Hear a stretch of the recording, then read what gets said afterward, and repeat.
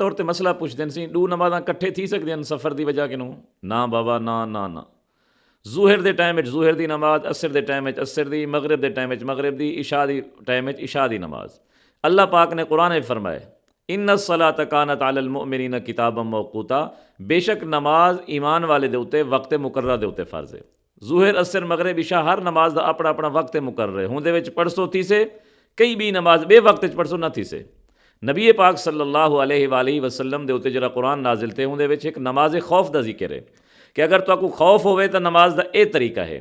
اگر دو نمازاں کٹھے جائز ہوندیاں تو جنگ دی حالت وچ اللہ پاک الگ طریقہ نہ دساویا، فرماویا بھی پہلے 4 پڑھ گنا ہے، 5 نمازاں کٹھے پڑھ گنا ہے ولا جنگ شریک تھی ہو، لیکن نہیں، دو نمازاں کٹھے بالکل جائز کوئی نہیں کہ بھی نماز کو بھی وقت وچ ادا کرو۔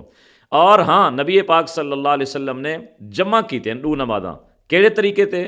مثلا ظہر عصر کو جمع کیتے، ظہر کو آخری وقت وچ، عصر کو پہلے وقت وچ، مغرب عشاء کو جمع کیتے، مغرب کو آخر وقت وچ، عشاء کو اول وقت وچ۔ اس صورتاً جمع تھی گئن، حقیقتاً جمع نہیں تھیا۔ حقیقتاً ظہر اپنے ٹائم وچ، عصر اپنے ٹائم وچ، مغرب اپنے ٹائم وچ، عشاء اپنے ٹائم وچ۔